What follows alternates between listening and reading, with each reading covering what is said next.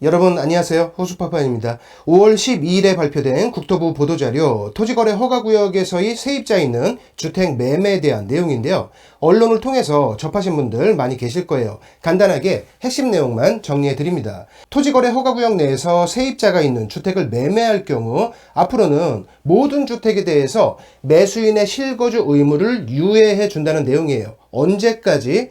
해당 임차인의 계약기간 만료일까지. 현재는 다주택자의 매물에 대해서만 적용되고 있습니다. 다주택자의 주택 매각을 좀 유도를 하기 위해서 다주택자가 세를 주고 있는 주택에 대해서만 적용이 되고 있는데요. 그러다 보니까 다주택자가 아닌 세를 주고 있는 이 비거주 1주택자도 집을 팔고 싶은데 다주택자에 비해서 집을 팔기가 좀 어려워요. 왜?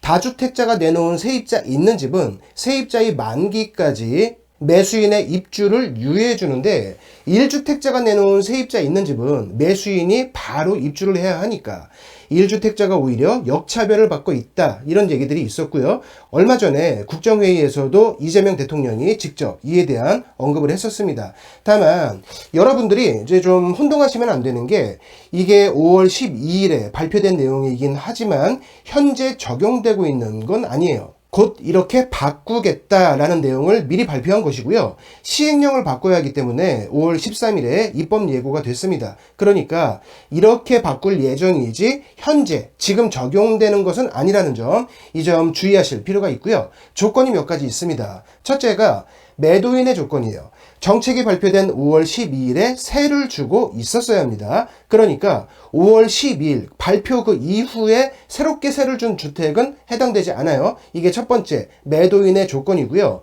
두 번째는 매수인의 조건인데요. 정책이 발표된 5월 12일부터 무주택을 계속 유지하고 있을 것, 즉 5월 12일 발표 이후에 집을 팔아가지고 무주택자가 된 매수인은 역시 여기에 해당 사항이 없습니다. 임차인의 임대차 만기까지 실거주 유예를 받을 수가 없어요. 이건 왜 그러냐면 비거주 1주택자가 다시 비거주 1주택으로 갈아타는 것을 원천 봉쇄하기 위해서 이렇게 하는 겁니다. 그러니까 1주택자이긴 한데 실거주가 아니라 세를 주고 있단 말이에요. 이 사람이 정책 발표 이후에 그 1주택을 매각하고 또 바로 실거주할 것도 아니면서 세입자가 있는 이 다른 주택을 다시 매수하는 것, 그걸 막기 위함입니다.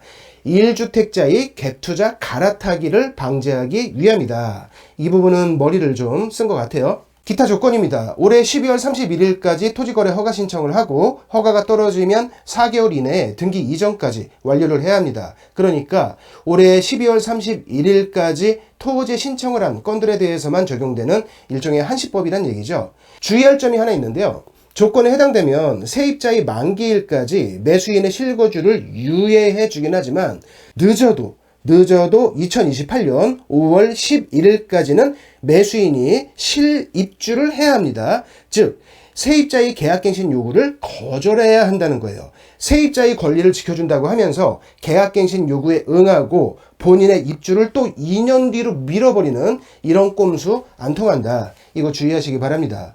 언제부터 시행이 되느냐? 발표는 5월 12일에 됐는데요. 법을 개정을 해야 돼요. 부동산거래신고법 시행령을 개정해야 하기 때문에 5월 13일에 입법 예고에 들어갔고요. 국토부 발표로는 빠르면 5월 말부터는 적용될 것이다, 뭐 이렇게 보고 있습니다. 5월 말이나 6월 초 요쯤으로 보시면 될 것 같아요. 정확한 시점은 아직 모르지만 시행령이 개정돼서 이 법이 바뀐다고 하더라도 반드시 체크해야 하는 게 있죠. 예를 들어서 6월 1일에 시행령이 개정된다 하더라도 매도인과 매수인의 조건은 6월 1일 기준이 아닙니다. 정책이 발표된 5월 12일 기준이에요. 5월 12일부터 임대 중인 주택일 것, 그리고 매수인은 5월 12일부터 무주택을 유지하고 있을 것, 이렇게 5월 12일 이거를 꼭 기억하셔야 합니다. 5월 12일에 발표된 세입자 있는 주택, 매수인 실거주에 대한 변경 예정인 내용, 핵심 내용 정리는 여기서 마칠게요. 고맙습니다.